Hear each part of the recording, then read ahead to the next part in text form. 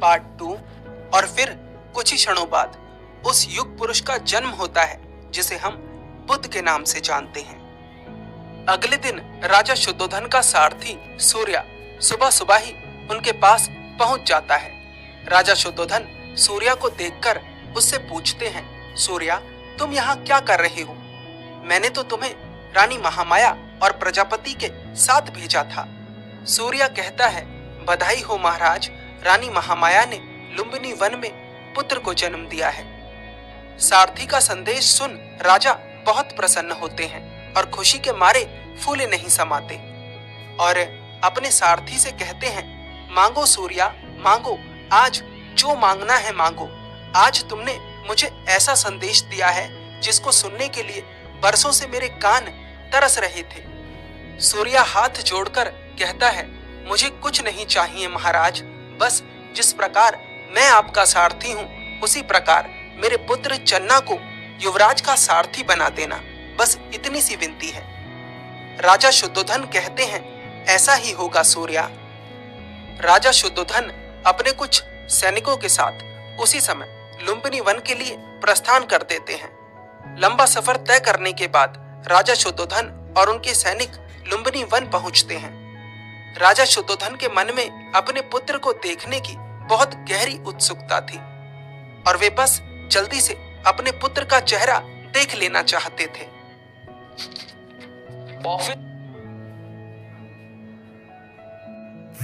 परंतु राजा शुद्धोधन अपने पुत्र का चेहरा देख नहीं पाते क्योंकि रानी प्रजापति राजा से कहती हैं, महाराज, अगले कुछ दिनों तक ना तो आप रानी महामाया से मिल सकते हैं और ना ही अपने पुत्र से।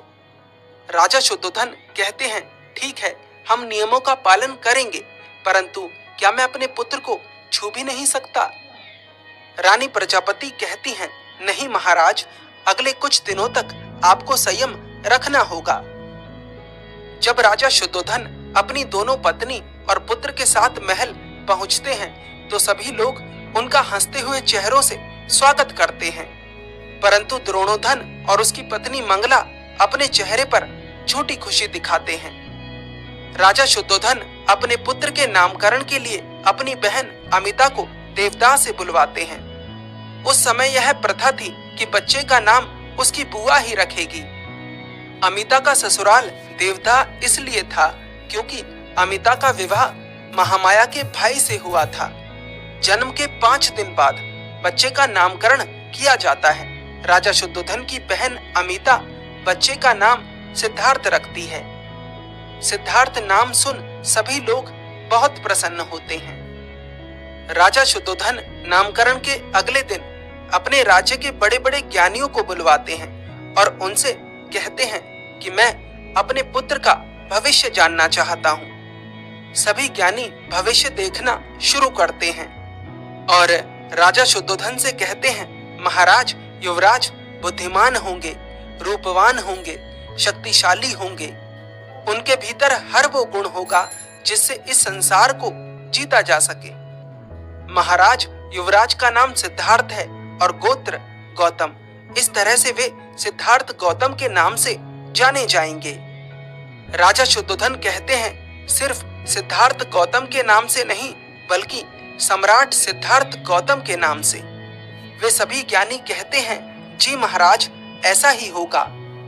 सभी ज्ञानी राजा को यह तो बता देते हैं कि सिद्धार्थ के भीतर एक सम्राट के गुण हैं, परंतु वे राजा को ये नहीं बताते कि सिद्धार्थ के भीतर एक सन्यासी के भी गुण हैं, क्योंकि वे राजा के क्रोध को जानते थे। वे जानते थे कि राजा अपने पुत्र को सम्राट बनाना चाहते हैं, इसलिए सभी ज्ञानी वही बताते हैं। सिद्धार्थ के जन्म के 7 दिन पश्चात रानी महामाया की मृत्यु हो जाती है। मृत्यु से पहले ही रानी महामाया को यह आभास होने लगा था कि उनका समय पूरा हो गया है, इसीलिए उन्होंने पहले ही रानी प्रजापति से ये वचन ले लिया था कि उनके बाद वे उनके पुत्र को अपने पुत्र की तरह पालेंगी। जब सिद्धार्थ 30 दिन के हो जाते हैं तो पिता और पुत्र के मिलन का समय आता है।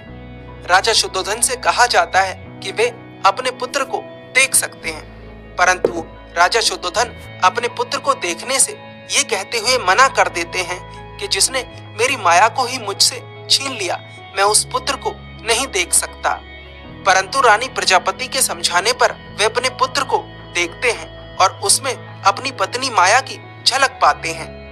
उसी क्षण वहां द्रोणोधन की पत्नी मंगला आ जाती है और राजा शुद्धोधन से कहती है कि महाराज, मैं आपसे कुछ मांगना चाहती हूँ। राजा शुद्धोधन कहते हैं, मांगो मंगला, क्या मांगना चाहती हो? मंगला कहती है, महाराज, मैं आपसे आपका पुत्र मांगना चाहती हूँ। मैं चाहती हूँ कि आपके पुत्र की परवरिश मैं करूं। राजा कहते हैं, मैं तुम्हें अपना पुत्र अवश्य दे देता, परंतु यह महामाया की आखिरी इच्छा थी कि उसके पुत्र को प्रजापति पाले, और मैं उसकी आखिरी इच्छा को नकार नहीं सकता, इसलिए मैं तुम्हें सिद्धार्थ को नहीं दे सकता। मंगला चाहती थी कि वह सिद्धार्थ को गोद लेकर अपने हाथों की कठपुतली बना ले, जिससे कि वो उसके इशारे पर नाचे। उसी समय महल के बाहर से शोर सुनाई देता है। राजा अपने सैनिक से पूछता है, यह कैसा शोर है? सैनिक कहता है, महाराज, राज्य की जनता अपने युवराज को देखना चाहती है। इतने में ही एक और सैनिक आता है और राजा से कहता है, महाराज, महल के द्वार पर एक वृद्ध मुनि पधारे हैं। सैनिक कहता है, मुनिवर ने अपना नाम असित मुनि बताया है। राजा कहते हैं, क्या मुनिवर असित पधारे हैं? मैं खुद उनका स्वागत करूंगा। असित मुनि एक महान तपस्वी थे जो शाक्यों के कुलगुरु भी रह चुके थे। वे इतने ज्ञानी थे कि उनकी भविष्यवाणी कभी भी गलत साबित नहीं हुई थी। राजा शुद्धोधन अपने छोटे भाइयों के साथ असित मुनि के स्वागत के लिए महल के द्वार पर पहुंच जाते हैं और असित मुनि के पैर छूकर प्रणाम करते हैं और कहते हैं, धन्य भाग हमारे जो आप हमारे महल पधारे। असित मुनि कहते हैं, मैं तुझसे मिलने नहीं आया हूँ राजन, मैं तो उस युग पुरुष के दर्शन करने आया हूँ जिसने तेरे यहाँ पुत्र बनकर जन्म लिया है। राजा कहते हैं, अवश्य मुनिवर, आइए, भीतर आइए। राजा शुद्धोधन अपने पुत्र को असित मुनि के हाथों में थमा देते हैं। सिद्धार्थ को असित मुनि को देने के बाद राजा कहते हैं, जिसकी प्रतीक्षा करते करते आधी उम्र बीत गई, अब आया है ये।